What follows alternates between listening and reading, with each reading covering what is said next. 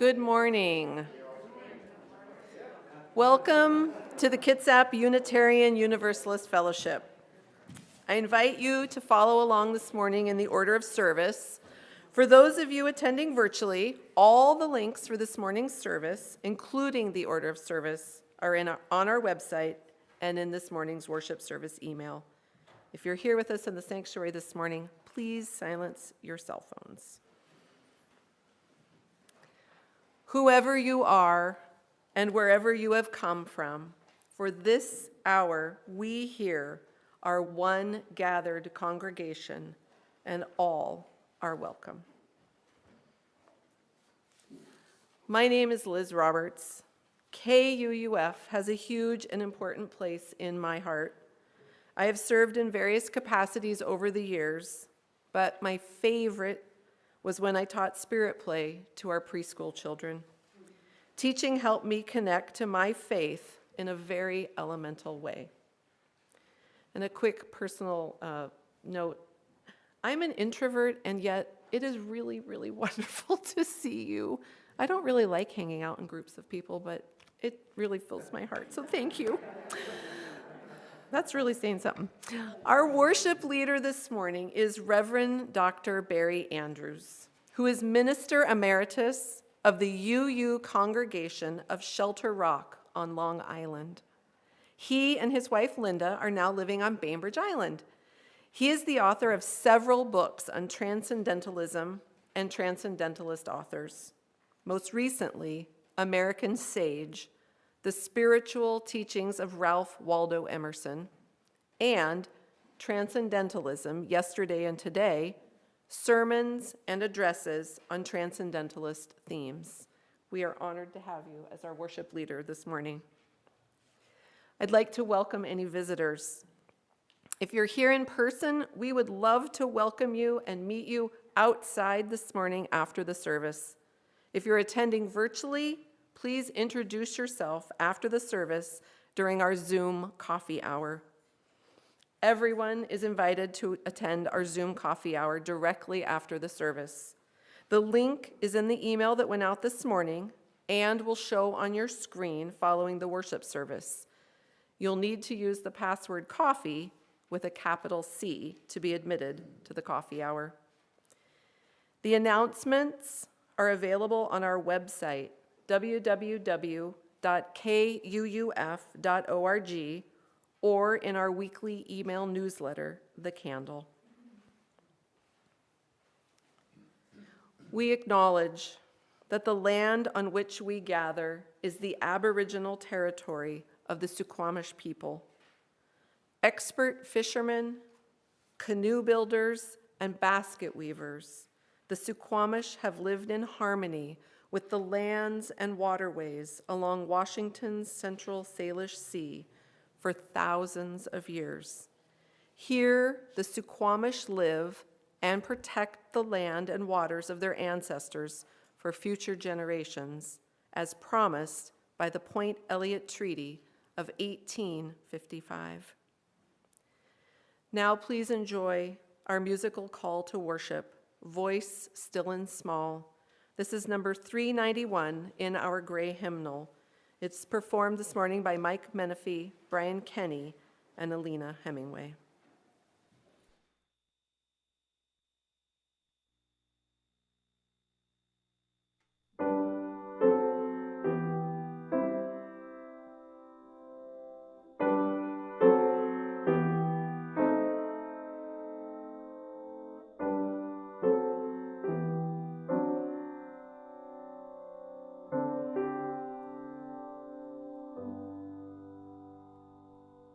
Voice still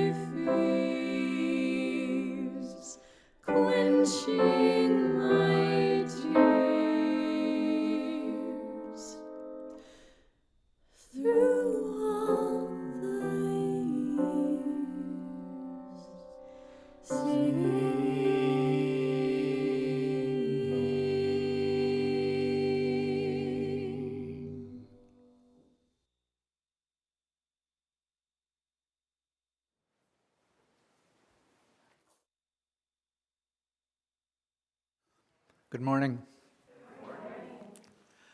Our opening words this morning are from the poetry of Mary Oliver. And if you're able and willing to turn to number 536 at the back of the Gray Songbook, you can join me in reading those words responsively. 536.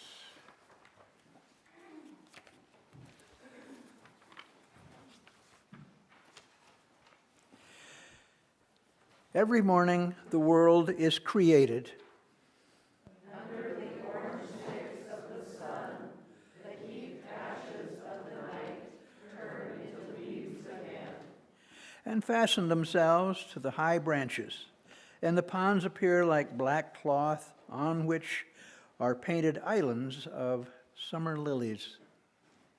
If it is your nature to be happy, you will swim away along the soft trails for hours, your imagination alighting everywhere.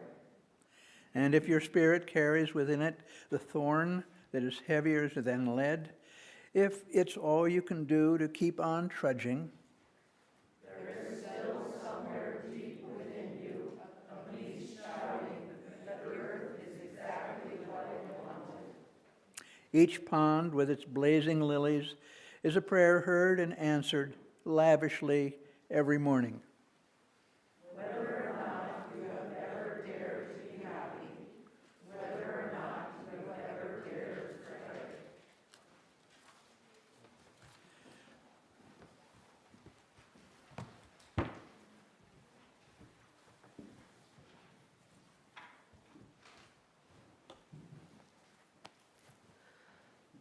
Join me now in lighting our chalice. If you have your own chalice or candle at home, please light it as I read our chalice lighting words from Albert Schweitzer. At times, our own light goes out and is rekindled by a spark from another person. Each of us has cause to think with deep gratitude of those who have lighted the flame within us. Please join me in the spoken affirmation. The words will appear on the screen. We gather as a caring community, seeking life's deeper meanings. We value diversity and affirm the worth of all living things. We strive to speak truth in love, to act for justice, to grow in spirit, and to care for the earth. We celebrate with open hearts and minds the creative power that sustains and transforms us. Now, Melinda Hughes, our Director of Religious Exploration, will share our story for all ages.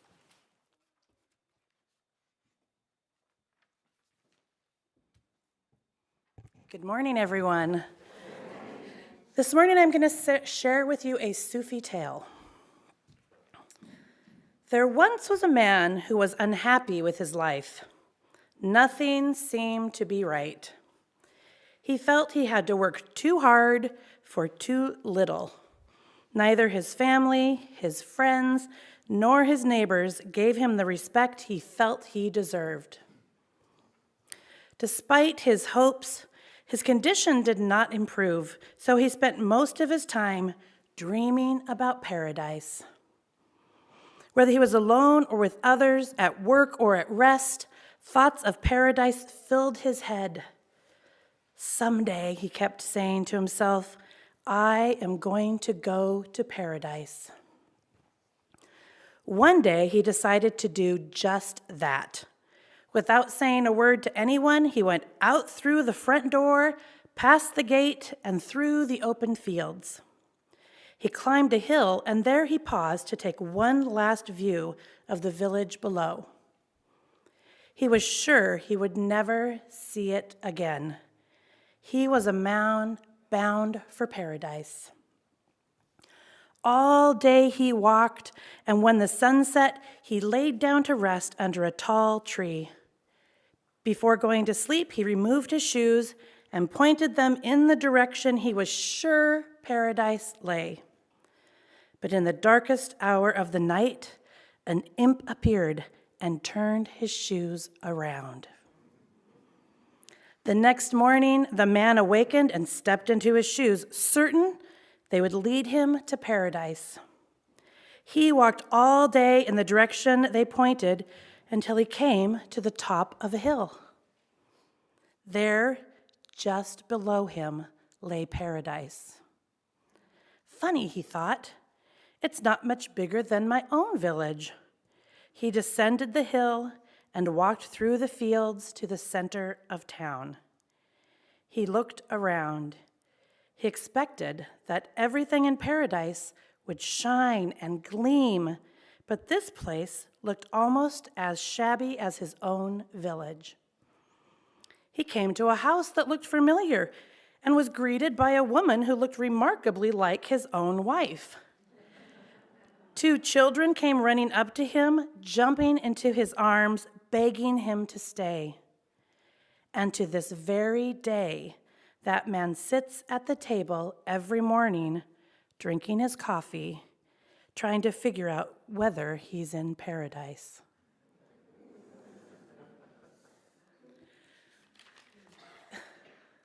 This morning, we are going to be singing a new song to lead our children out, one that Mike wrote specifically for the children of our congregation. The words and the music will appear on the screen. So I'm going to greet the children. We're going to walk around like we have the last couple of weeks. If this is your first week here, just join onto the train as we go past.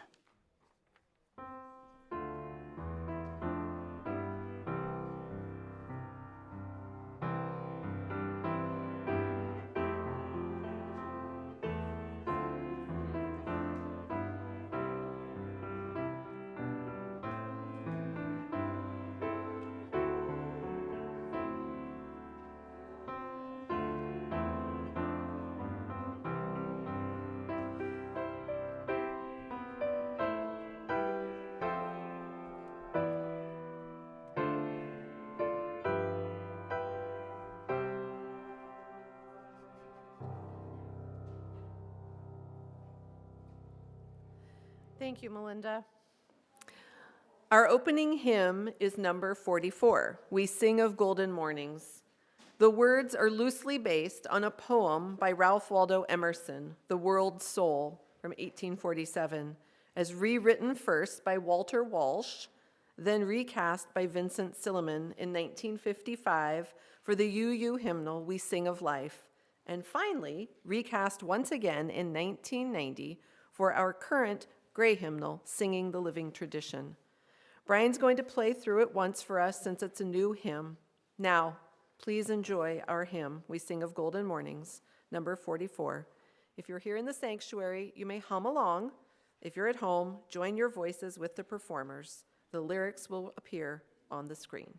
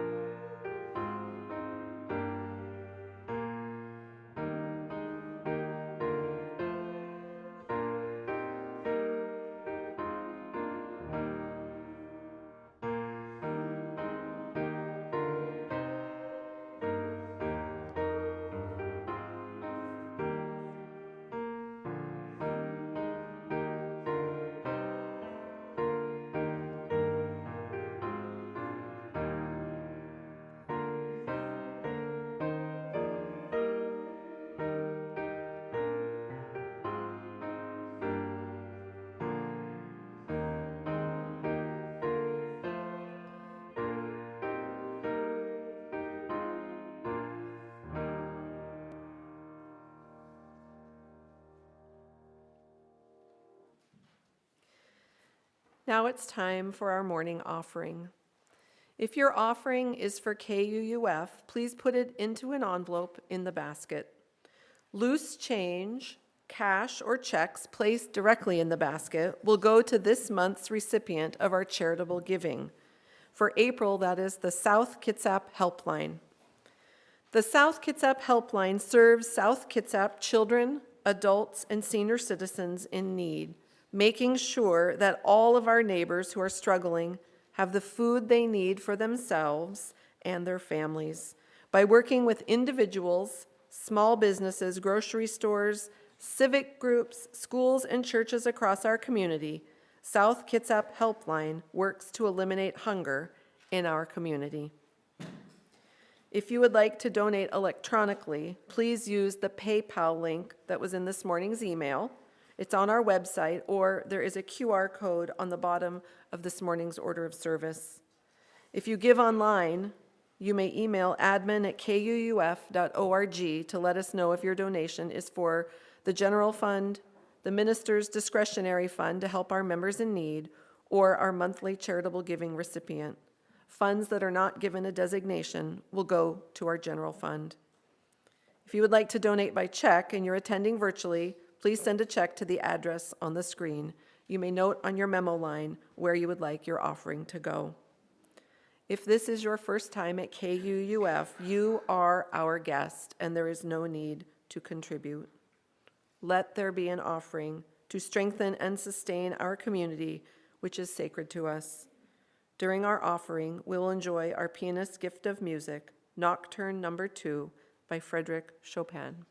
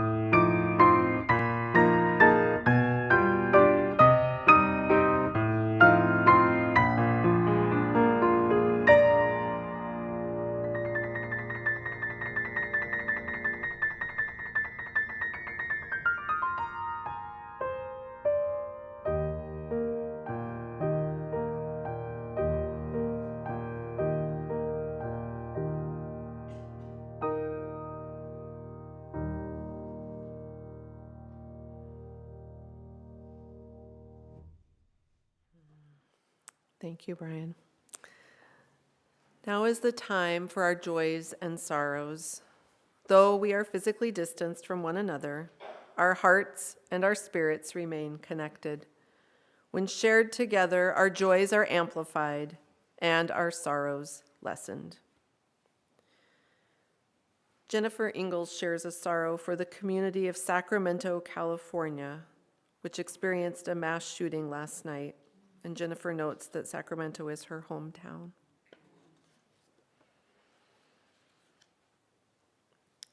Our DRE, Melinda Hughes, writes that she has a great joy and celebration for the service of Ranger Betty Reed Soskin, who recently retired at the age of 100 from the National Park Service. She is a UU. You learn something every day. Bonner shares a joy to be recuperating nicely from a case of vasculitis in his legs that had him scared last week. And as a follow-up candle, Bonner is grateful to Melinda Hughes for doing an emergency half-and-half run to Winco for him last week, or this week. He paid her back just before the service, and apologies for it being all in quarters. We'll have to let her know. Frank and Patty share a deep sorrow today with the passing of our dear friend, Dr. Ian Beck. Our hearts go out to Bonnie and family.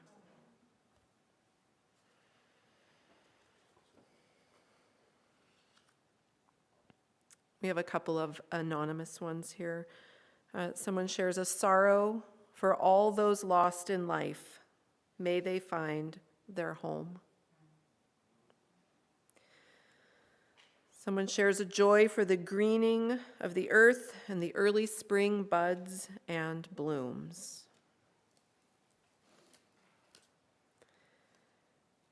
And another joy for the life of our friend Ed Woods, whose life brought so much to KUUF.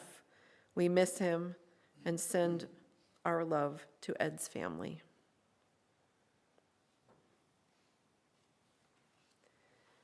And a final candle for all those joys and sorrows which are still too tender to share.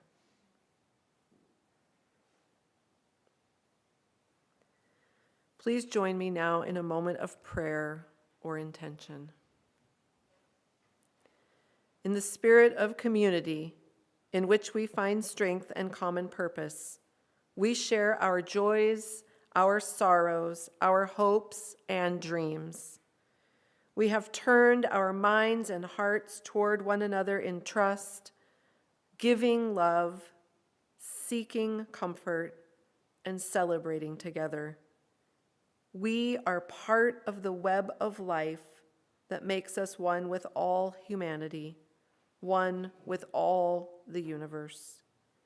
In all the moments of our lives, for those loved ones and events shared this morning, and for those we yet hold in the silence of our hearts, we are truly grateful for the love and support of this beloved community. May the spirit of life and love bring peace to us all. Amen, and blessed be. Now we will hum Spirit of Life, which is hymn number 123 from our gray hymnal. For those at home, the words will appear on your screen.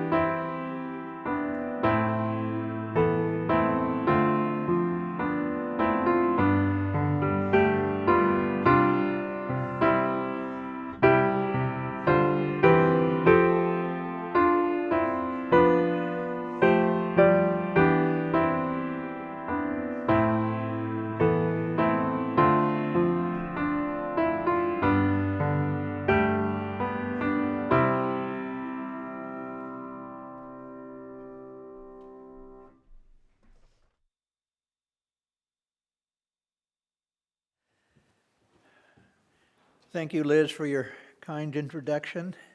It's such a pleasure for me to be meeting with you in person today. And thank you. Thank you for inviting me back to your lovely chapel. My reading for today is from the poetry of one of my favorite poets, Rabindranath Tagore, who writes, "The same stream of life that runs through my veins night and day runs through the world and dances in rhythmic measures. It is the same life that shoots in joy through the dust of the earth in numberless blades of grass and breaks into tumultuous waves of leaves and flowers. It is the same life that is rocked in the ocean cradle of birth and of death, in ebb and in flow. I feel my limbs are made glorious by the touch of this world of life, and my pride is from the life throb of ages dancing in my blood this moment. Is it beyond thee to be glad with the gladness of this rhythm, to be tossed and lost and broken in the whirl of this fearful joy? All things rush on, they stop not, they look not behind, no power can stop them, they rush on. Keeping steps with that restless, rapid music, seasons come dancing and pass away. Colors, tunes, and perfumes pour in endless cascades in the abounding joy that scatters and gives up and dies every moment."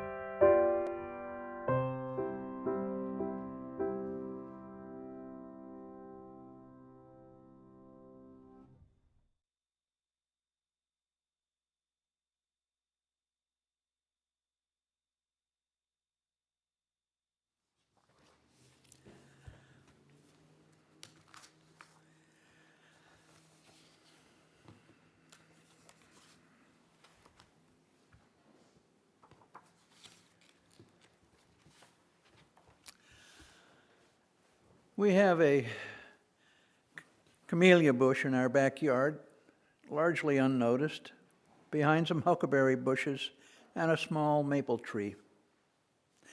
Then, with the first sign of spring, it bursts forth with beautiful red flowers. I can't help but smile when I see them. And I am reminded of what Henry Thoreau says in the spring chapter of Waldo. We loiter in winter when it is already spring. In a pleasant spring morning, all our sins are forgiven. Why the jailer does not leave open his prison doors, why the judge does not dismiss his case, why the preacher does not dismiss his congregation, it is because they do not obey the hint which God gives them, nor accept the pardon which he freely offers to all. Spring has a way of tricking us into thinking all's right with the world, in spite of the morning's headlines. We feel the sap rising within us, but we feel guilty about it because we know the climate is out of control, innocent people are dying in war, and inequality has led to poverty and homelessness. The writer E.B. White once said, "I arise in the morning torn between the desire to save the world and the desire to savor the world." To save the world or savor it. How are we to resolve this dilemma?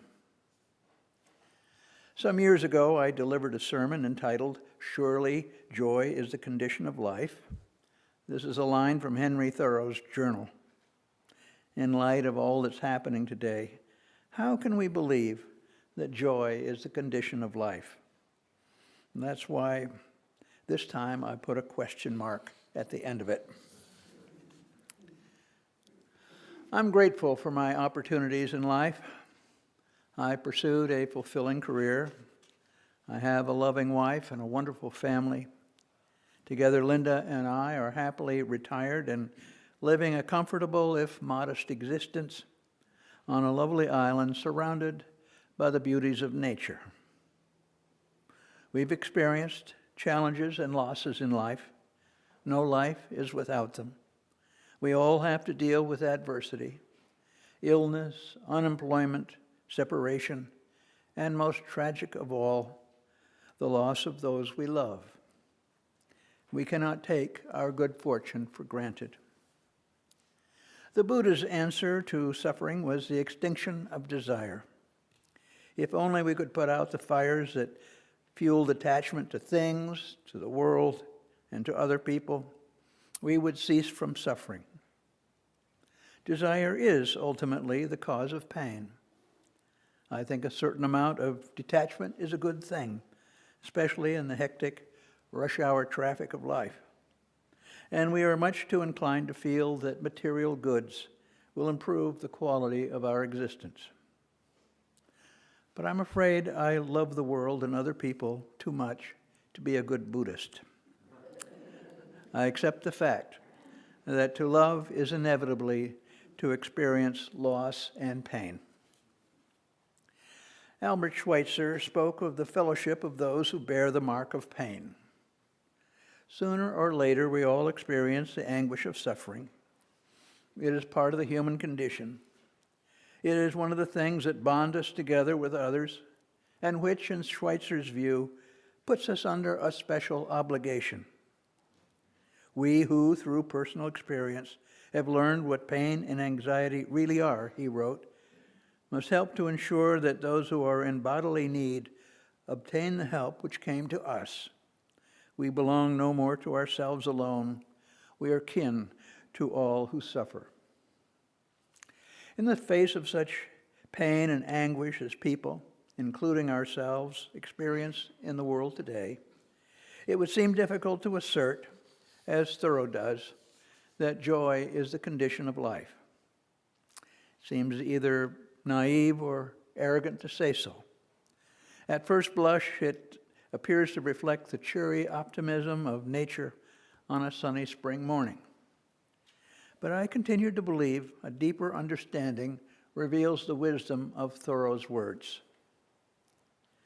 I continue to search for the source of Thoreau's optimism and some kind of assurance that there is justification for it in the nature of things. A friend once told me that the difference between an optimist and a pessimist is that a pessimist knows the facts.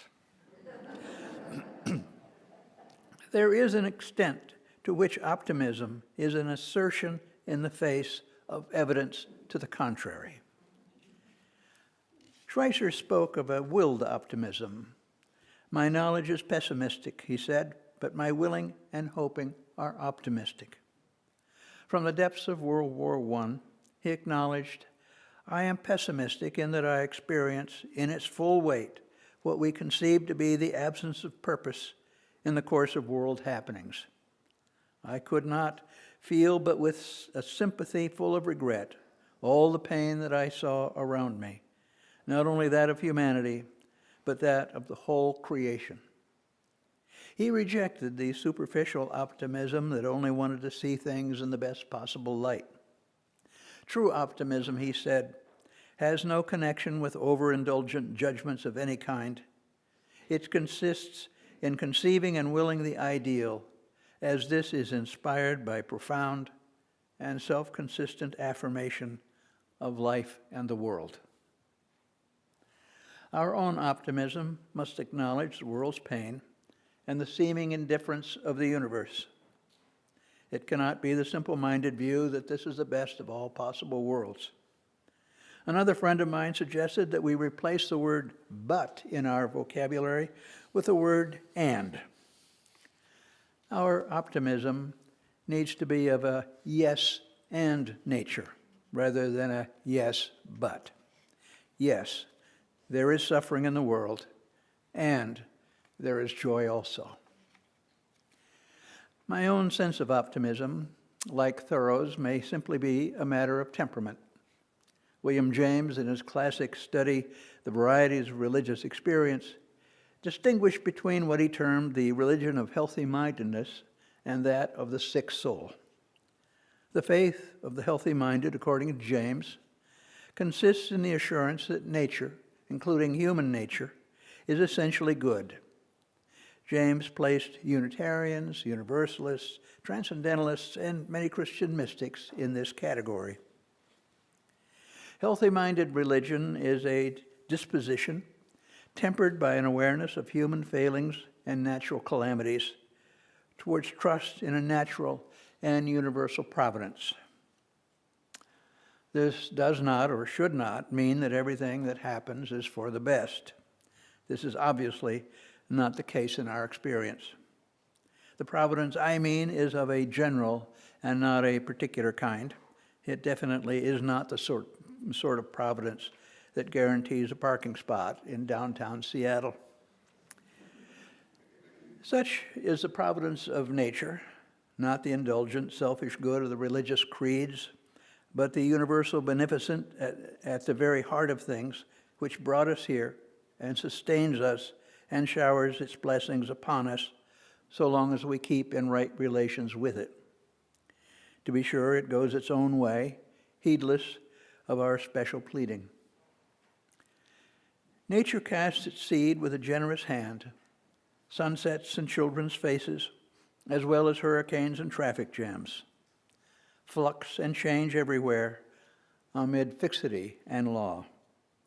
It is the same stream of life described in our reading from Tagore this morning that flows in our veins and dances in rhythmic measures through the world. Nevertheless, nature is impartial, and because of this, we are made strong by what we overcome. Life would be tasteless or insipid without pain and struggle and disappointment. A character in Alice Walker's novel, The Temple of My Familiar, tells of her father who was a minister in Africa. It was his duty to supplant native faith with Christianity. Here is how she viewed the matter. It was so hard for the Africans in this new religion we brought to ever feel God loved them. For instance, whereas in the traditional religions they practiced, they took this more or less for granted. The religion that one discovered on one's own was a story of the earth, the cosmos, creation itself, and whatever good one wanted could be found not down the long road of eternity, but right in front, in one's own home, one's own town, one's country. this world. After all, since the world is a planet spinning about in the sky, we are all of us in heaven already. The God discovered on one's own speaks nothing of turning the other cheek, of rendering unto Caesar, but only of the beauty and greatness of the earth, the universe, the cosmos, of creation, of the possibilities for joy. Native faith is a natural form of piety. The beauty of natural religion is that it is always there, available to us.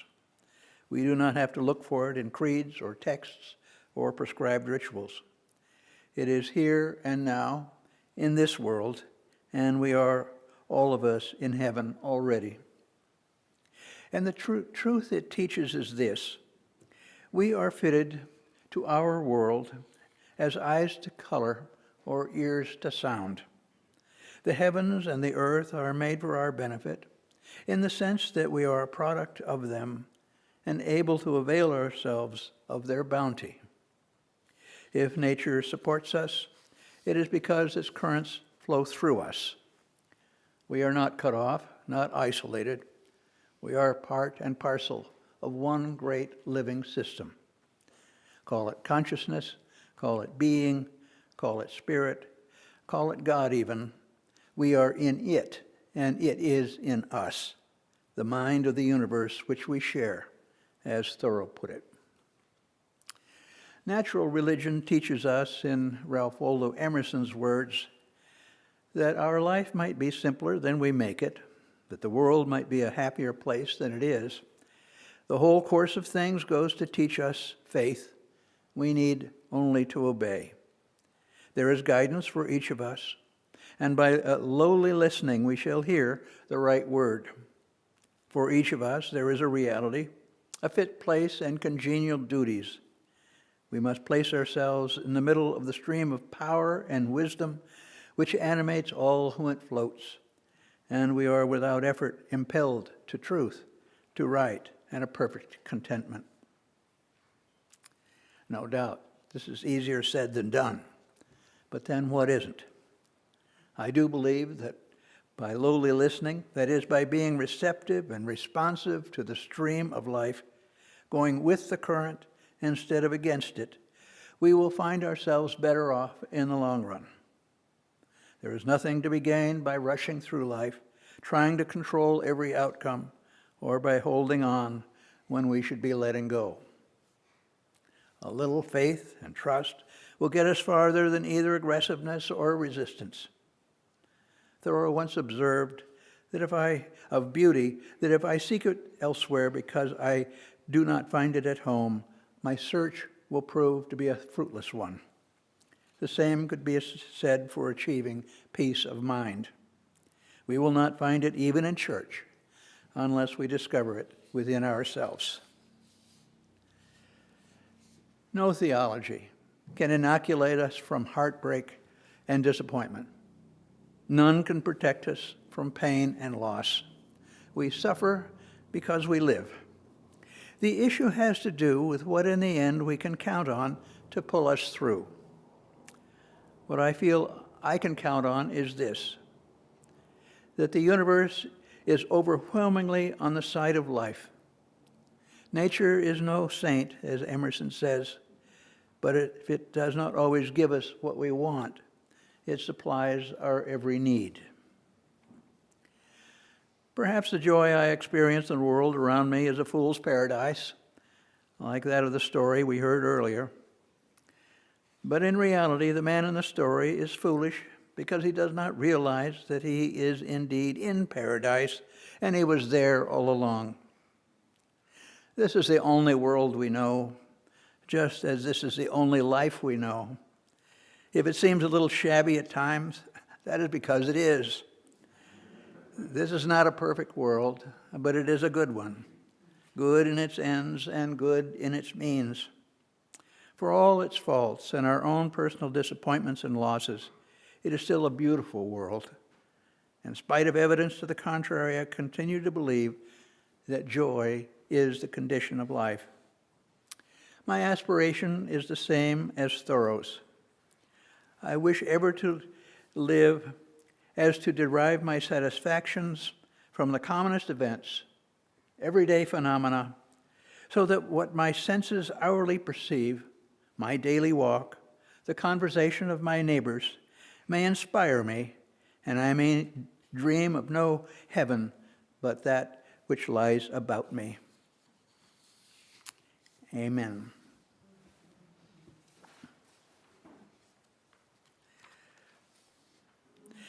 Now I'll invite you to join in singing or humming together the closing hymn, For the Earth Forever Turning. That's number 163 in our gray hymnal. It will be performed as before by Brian Kenny, Mike Menifee, and Alina Hemingway. The words will also appear on the screen.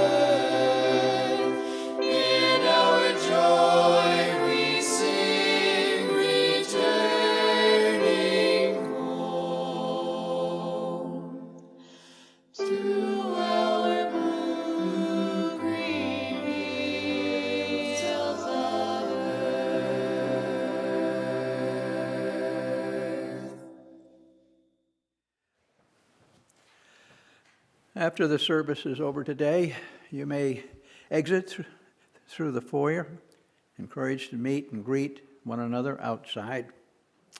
We aren't yet serving coffee or tea after the worship service, but we do hope to be able to do that soon. My closing words are also from the poetry of Tagore.